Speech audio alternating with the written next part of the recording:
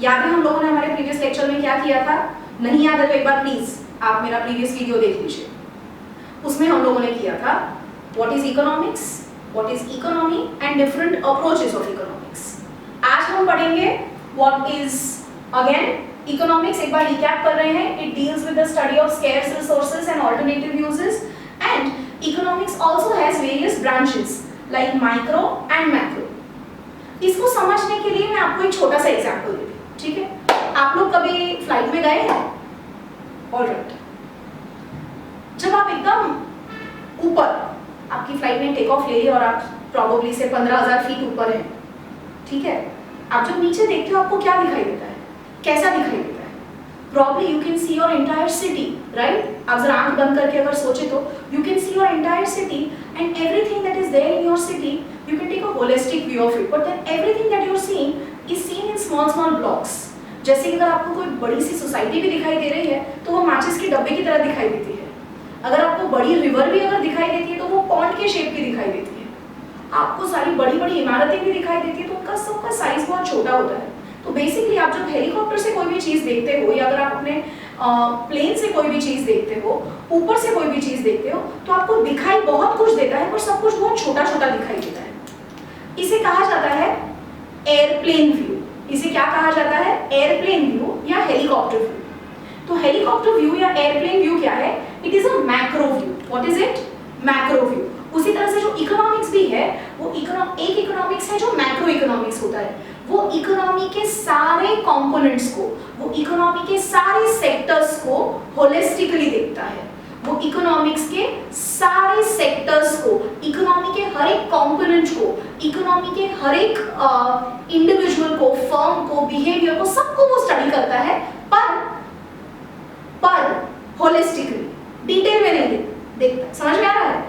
Alright, अभी आप वही एग्जांपल में देखो, आप फ्लाइट में बैठे हो, 15,000 फीट ऊपर हो, आप से फॉर एग्जांपल आप बड़ौदा से दिल्ली जा रहे हो। अब दिल्ली आ गया है तो धीरे धीरे क्या हो रहा है?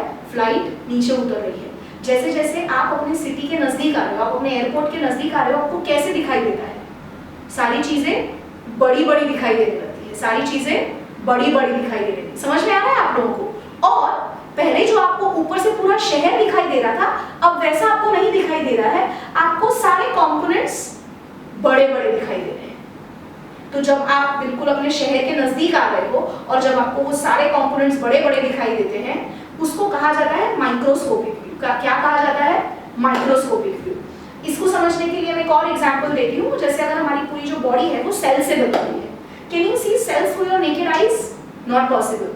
बट हाँ, अगर आप उस सेल को माइक्रोस्कोप के अंदर रखें और लेंस के थ्रू देखें तो आपको वही सेल बड़ा दिखाई देता है। अमीबा आपको बड़ा दिखाई देगा, फंगस आपको बड़ा दिखाई देगा, छोटी सी चीज आपको बड़ी दिखाई देगी, आपको उसकी डिटेल्स दिखाई देते हैं, आपको वो सेल के अंदर के भी एटम्स और मॉलिक्यूल्स और सब कुछ दिखाई देने लगेगा। उसको कहा जाता है माइक्रोस्कोपिक व्यू।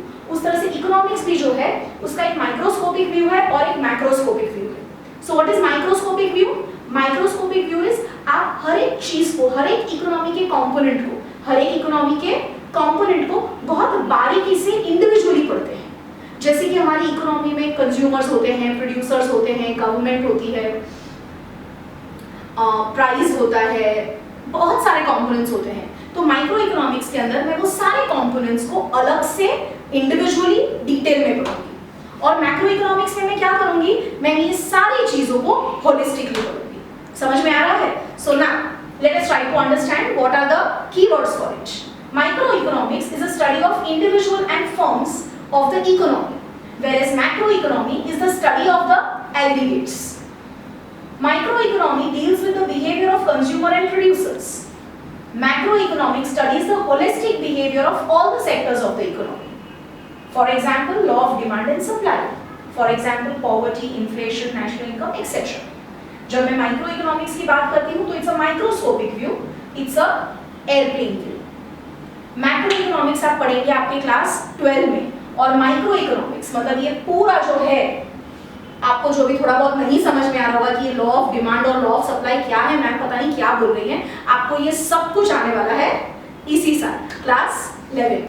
सो डियर स्टूडेंट्स, इकोनॉमी के बारे में हम अच्छी तरह से समझ गए हैं, उनके अलग सेक्टर्स के बारे में समझ गए, हमने ये भी सीखा कि इकोनॉमिक्स के कितने ब्रांचेस होते हैं और कितने अप्रोचेस होते हैं। कितने अप्रोचेस होते हैं? 2, पॉजिटिव और नॉर्मेटिव। और कितने ब्रांचेस होते हैं? माइक्रो और मैक्रो। आप प्लीज मेरा प्रीवियस वीडियो देख लीजिए ताकि आपको पता चले कि ये सारे जो टॉपिक्स हैं उनमें हमने क्या डिटेल की थी। आज की क्लास में हम पढ़ने वाले हैं अबाउट सेंट्रल प्रॉब्लम्स। क्या होते हैं central problems? Central problems are the core problems of any economy. कोई भी इकोनॉमी हो, फर्स्ट वर्ल्ड कंट्री की या थर्ड वर्ल्ड कंट्री की, हर एक इकोनॉमी जो है वो ये प्रॉब्लम्स फेस करती है। All the economies of the world face this problem and these problems when an economy has to decide कि उनको अपने स्केर्स रिसोर्सेज कहाँ पे अलोकेट करने हैं। As I discussed earlier in my previous lecture that every economy has scarce resources according to their needs and wants. Resources scarce है या abundant है completely depend करता है आपके needs या wants पे। कुछ लोग होते हैं जो बहुत ही ज़्यादा contentful रहते हैं, जैसे let's take an example of saints. उनके लिए कभी scarcity का problem नहीं होता, they don't have to study economics at all. Why? Because they never have unlimited needs and wants. Are you getting me? But you and me, we have to study economics because our needs and wants are unlimited. So is the case with the government. The needs and wants are unlimited and our resources are scarce. So here the government will have to decide that how will they allocate the resources. All the economies have to decide this. And this is the core of any economy. This is the core problem of any economy and this problem is called central problem. Central problem is problem of choice. Why does this arise? This arises because of scarce resources, alternative uses and unlimited needs. Now because of this situation, any economy has to decide कि वो अपने resources को कैसे allocate करेगी। और हर एक economy क्या करती है अपने resources को allocate करने के लिए? बजट बनाती है। हर साल बजट निकलता है। I am sure you people are aware of that, right? वो बजट में क्या होता है? अच्छा, रेलवे मिनिस्ट्री को इतना पैसा allocate किया, ट्रैवल एंड टूरिज्म मिनिस्ट्री को इतना पैसा allocate किया, कम्युनिकेशन सेक्टर को इतना पैसा allocate किया, फिर पावर्टी एम्प्लॉयमेंट प्रोग्राम्स को इतना पैसा allocate किया, फिर रूरल एम्प्लॉयमेंट जनरेट करने के लिए एक्स अमाउंट allocate किया। तो बेसिकली क्या हो रहा है ये बजट में? बजट में हम लोग allocate करते हैं अकॉर्डिंग टू द प्रायोरिटी। जो भी जिस कंट्री की प्रायोरिटी होगी उस हिसाब से बजट रिसोर्सेज जो होते हैं उनको allocate किया जाता है। सो बेसिकली कोर प्रॉब्लम्स क्या हैं किसी भी इकोनॉमी के, सेंट्रल प्रॉब्लम्स क्या हैं किसी भी इकोनॉमी के? वो ये हैं what to produce and how much to produce, for whom to produce and how to produce. कौन से हैं 3 प्रॉब्लम्स?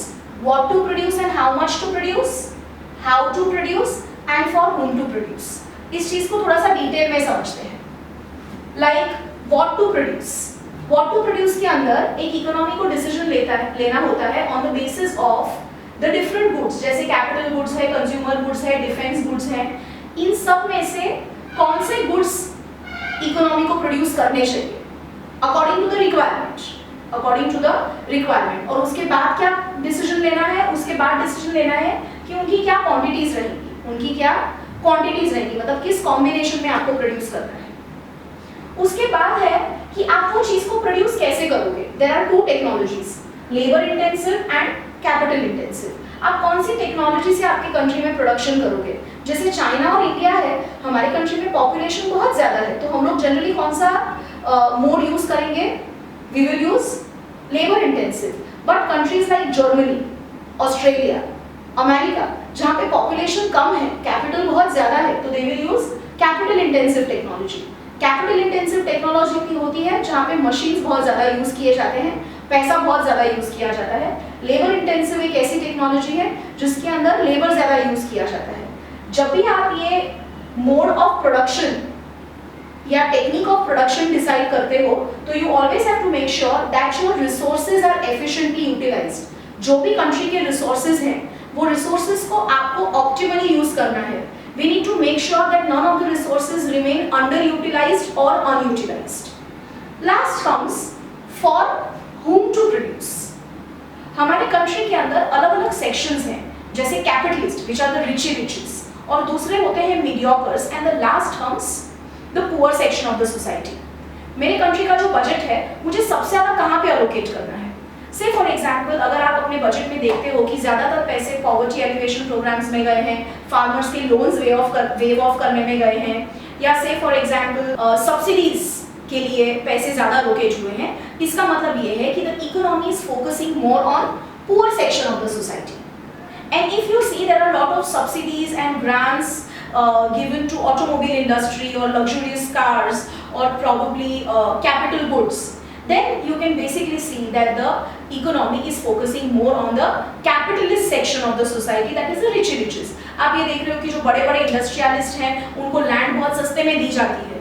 You know, आजकल इस तरह के एलिगेशंस हमारे प्रेजेंट गवर्नमेंट पे लग रहे हैं. I am just giving you an example, I do not hold any political view on it. So जब इस तरह की बातें हम सुनते हैं या इस तरह का पॉलिसी हम देखते हैं कि गवर्नमेंट ले रही है, तो इसका एक इंटेंशन क्या होता है कि the government is focusing more on the richer section of the society. Alright, so basically when we have limited resources, we need to make sure that हम वो limited resources कहाँ पे allocate कर रहे हैं. For whom to produce जो है, ये जो decision है हमको लेके जाता है towards the distribution of income. सबसे ज़्यादा income कहाँ पे distribute हम कर रहे हैं. If I'm focusing more on the poor section of the society, it means that my economy very soon will be a disparity-free economy. मतलब जहाँ पे there is no much gap between rich and poor. So I'm sure children by now you people have understood what are central problems. अगर आपको ये question आता है, ये question आ सकता है आपको 3 मार्क से लेके 4 मार्क के लिए. So आपको क्या लिखना है? Central problems arises because of problem of choice in which resources are to be allocated. What are central problems? Central problems are what to produce, how much to produce, how to produce, and for whom to produce. So I'm sure children in this class you have understood what are central problems.